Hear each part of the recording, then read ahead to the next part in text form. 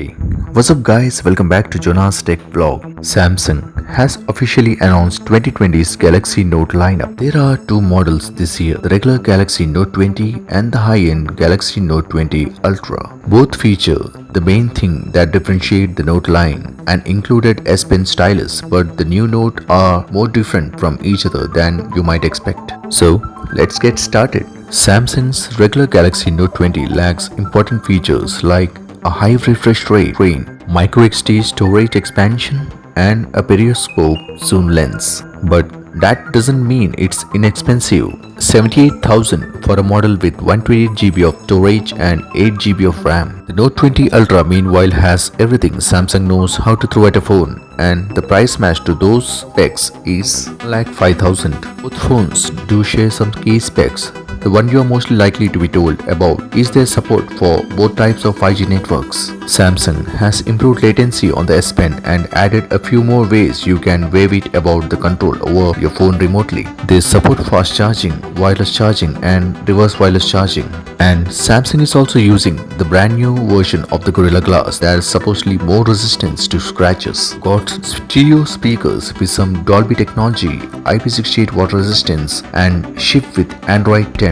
Both can record video at 8K and support external microphone options. DeX now works wirelessly and both phones have some important new Microsoft software tie-ups. Both still feature Bixby. Best, the fourth place digital assistants behind Google, Alexa and even Siri. The Note 20 also have a new kind of finish which Samsung calls Mystic. Mounts to a texture finish on the glass that should hopefully do a better job of repelling or the least hiding fingerprints. The Note 20 Ultra will come in bronze, black and white. The Note 20 will come in bronze, grey and green colors. Now let's talk about what's there in the hardware in the Galaxy Note 20 series. Note 20 Ultra has two big jobs. The first is to fill the slot of Samsung's highest tier, zero compromise phone. It needs to be the phone with the highest specs that Samsung can use to say it is second to no other Android manufacturer. The second job is to correct some of the mistakes of the Galaxy S20 Ultra. Simply, as an object, the Note 20 Ultra is as imposing as a phone can be, which is a good thing as that really is Note's aesthetics. It's big, square, with a screen that's curved around the sides to minimize the visibility of bezels. It is as close to all screen on the front as you can reasonably get, interrupted only by a small hole punch and even smaller top and bottom bezels. The camera bump is unabashedly, apologetically massive.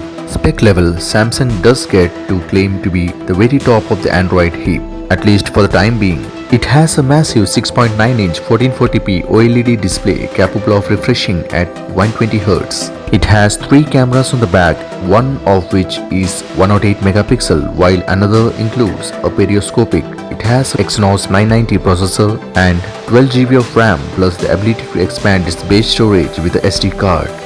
The battery is 4500 mAh and it supports both flavors of 5G. So, flagship specs of the Android world are a check. It should be said that the Apple's A13 Bionic processor from last year is still faster than anything Qualcomm is putting out. Note 20 Ultra adds dynamically adjusting refreshing rates of the screen to preserve battery life, but it can't hit that full rate at its max resolution. Samsung also tossed in an ultra-wideband radio to make it easier for phones to transfer files by pointing them at each other and eventually to support unlocking cars. iPhone 11 Pro has UWB, so it seems like Samsung couldn't stand not hitting that spec checkbox too, even though the software isn't quite ready. Samsung's second mission with the Note 20 Ultra is to try once again to turn its Samsung-made 108 megapixel camera sensor into a category-beating camera. Results with that sensor on the Galaxy S20 Ultra were decided mixed. It initially had slow focus and even after software update wasn't as good as more traditional smartphone camera. Plus, Samsung's Space Zoom feature offered a 100x zoom that honestly should be kept out of something much smaller. The optical zoom from the periscopic is 5x. With the Note 20 Ultra, Samsung has theoretically addressed both issues. For focusing, the Ultra includes the software enhancements Samsung already released for its S20 Ultra, but more importantly, it has swapped its later autofocus system, which should speed up focusing considerably. Space zoom is now capped at 50x, Still enough to be impressive, but hopefully not so much that you are getting is a pile of pixels. Now let's check the Galaxy Note 20 hardware and specs. Where the Note 20 Ultra is a spec monster, the regular Note 20 was somewhat shorter spec sheet.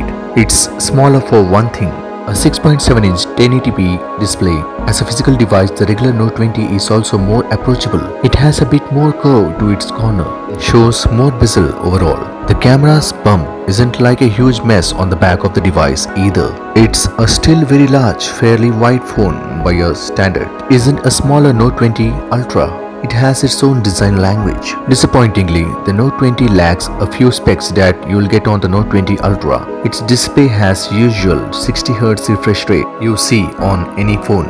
You also can't expand its storage with microSD cards, and there's only 128GB model available. It's especially baffling because even the regular Galaxy S20 from earlier this year has a higher refresh rate screen and also allows microSD storage expansion. Smaller S20 lacks mmWave 5G, though no, perhaps Samsung sees that as a trade-off. The Note 20's camera system is essentially equivalent to the S20's at the least. It has main 12-megapixel camera, a 12-megapixel ultra-wide and a 64-megapixel for the telephoto, and its non-periscopic enabled version of Space Zoom, which goes up to 30x. The Note 20 is certainly still a top-tier phone from a spec perspective. It has a 4300 mAh battery, the same Exynos 990 processor and all the same software features as Ultra. But in dropping, some things are available on the S20 lineup. The Note 20 is asking a decent amount of money for that S Pen. Since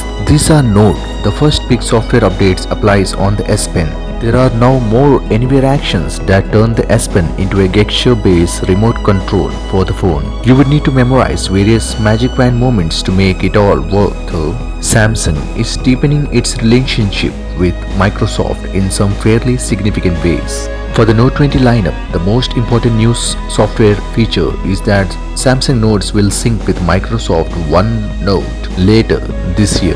That makes Samsung app much more useful as your notes are less likely to just sit on your phone. Samsung tells us that it's only a one-way sync, however, which means you can't use the Notes app as a stand-in for OneNote app if you work across the multiple devices. Notes also gains the ability to annotate PDFs, match up audio recordings with your notes and offer full folder management. Microsoft is also going to feature heavily for gaming as Samsung will be pushing its compatibility with Xbox Game Pass Ultimate. One of the pre-order bundle will offer an option to get 3 months of the gaming subscription service from Microsoft, which will let you stream Xbox game on Android from next month. The Your Phone app that syncs with Windows will of course be bundled, but now Samsung is promising future software updates like running multiple Android apps on the Windows desktop. Overall, the Galaxy Note 20 Ultra is Samsung's best attempt at offering the best you can get on Android. The regular Note 20 is not less ambitious but still fairly pricey, probably thanks to those 5G radios. Hope you guys like this overview of the Samsung Galaxy Note 20 Ultra and the Samsung Galaxy Note 20, the new spec king. Like and share this video, and if you have not yet subscribed to my channel, subscribe to Jonas Tech Vlog and motivate me to do more videos in future. That's all for now guys. See you guys on my next video. Until then, goodbye.